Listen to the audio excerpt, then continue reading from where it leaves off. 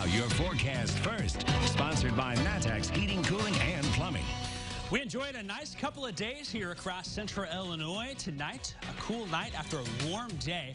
Temperatures are not going to be staying warm much further here. We do expect that while today's high of 59, we may have a chance for some 50s here again in the future. The sunshine is gone. We're going to trade that for some rain here. So unfortunately, even though, yes, we're warm and sunny today, that seems to be ending. We will expect a weakened system, bringing the chance for some rain within the next 24 hours. And we could even get a change over to a little bit of mix in the form of some snowflakes out there. We'll talk about that and more as WCIA 3 News at 10 starts right now. Now on WCIA 3 News. A shooting left one man dead tonight. We'll have the latest from the scene. Plus, the car wasn't the only thing stolen from one man. What else was taken on a wild ride? And we put out the call and you answered how you were able to make sure the holidays will be good for kids. You're watching your local news leader. This is WCIA 3 News at 10. We begin with breaking news right off the top tonight. A man in Springfield is dead after getting shot in a Wendy's parking lot. Police are still searching for the shooters, but the victim died after being taken away in an ambulance. WCIA 3's Cole Hankey is live at the scene. Cole, what could police tell you tonight? The police said that the shooting took place around 7:30 p.m. tonight, and they are still on the scene investigating. The victim was in a minivan when he was shot, and that van is still here in the parking lot. The windows are shot out. The sides of it are covered in bullet holes. There were multiple witnesses to the shooting tonight, but the police said the only information they have to go on for the suspects is that they only know that there were 2 black males involved. Nobody else was harmed during the shooting, and police are expecting to stay on the scene for a little while tonight. Paul? Please let us know, and we'll come right back to you. In other news, a man who was accidentally released from the Illinois Department of Corrections last month has been found. Darian White was arrested last year on murder charges in the death of 16-year-old David Sankey in Champaign in 2018. He was released from custody because of miscommunication. U.S. Marshals arrested him outside of Chicago in Glenwood this afternoon. The sheriff's office says by working together, they were able to track him down. I'm very thankful that, he was taken into custody without incident, and we're very appreciative of the hard work the U.S. Marshals as well as local law enforcement made to apprehend him in a safe way. White will return to the Champaign County Correctional Center. The sheriff's office says it changed processes to reduce the chances of this happening again. A man's in custody after police say he stole someone's car with his dog inside. Larry Kirkland is facing charges for stealing a vehicle and animal cruelty. Both the car and the dog belong to Ricky Olson. He's a delivery driver and was picking up an order at Moe's Burritos in Champaign. He went inside to grab it and go, but when he walked out, his car was gone, along with the dog. He called police, who started looking for it.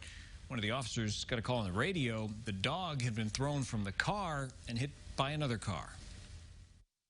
When the radio call came through that a dog matcher description had been hit, my thought process wasn't that I was going to see my dog alive again. I thought I was going to see the remains of her. Luckily, Olson's dog is okay. It's right there. Other than some bumps and bruises, police also found his car. Urbana police are getting closer to rolling out a brand new program that aims to change how the city handles first responses. The Open Door program was proposed in August. It would provide services to people in an active crisis and serve as a resource to the most vulnerable among us. WCIA 3's Jared Farmer is live in Urbana. Jared, what could this program mean for the people in town?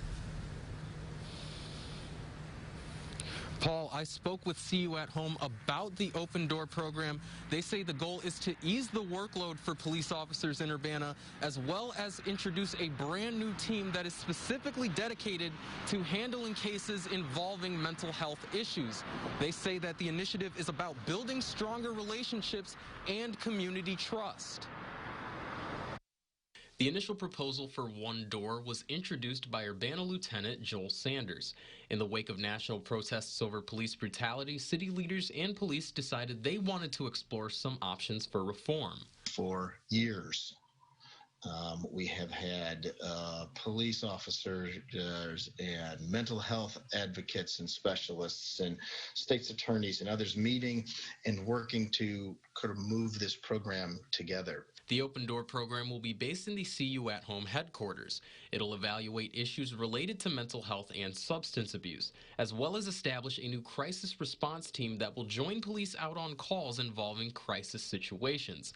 CU at Home's executive director says having more trained mental health professionals on the scene can help prevent a situation from further escalating. We want to build those relationships with those individuals so that eventually they're able to sustain for themselves. They're able to have the support system built up. They've got a resource, a system in place for themselves that they don't have to utilize that service again. CU at Home says there's another benefit to the community: savings.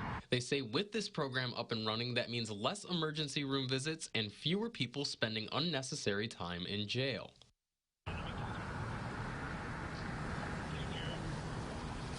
Phase 1 of the Open Door program will begin on February of 2021 as a trial run, and then after that trial run, they will expand it to become a program that is county-wide. In Urbana, I'm Jared Farmer, WCIA 3, your local news leader.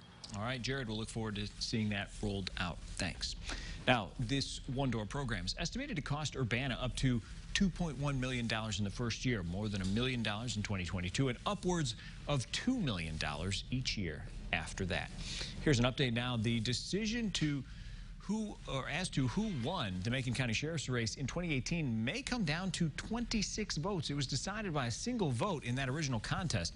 The recount case between Sheriff Tony Brown and Jim Root had its first day in court today. Lawyers for both sides argued before a judge from Champaign County. She'll decide whether the contested ballots should be counted. A second day for court proceedings was set for December 18th. Switching now to the latest on coronavirus. As cases continue to climb, so does the number of ICU beds being used. 89% of beds are filled in Region 3. In Region 6, it was 71%. More than 11,000 new COVID cases were diagnosed in the last 24 hours. Nearly 200 more people have died, including 22 from central Illinois. More than 13,800 people have lost their lives in Illinois since this pandemic began.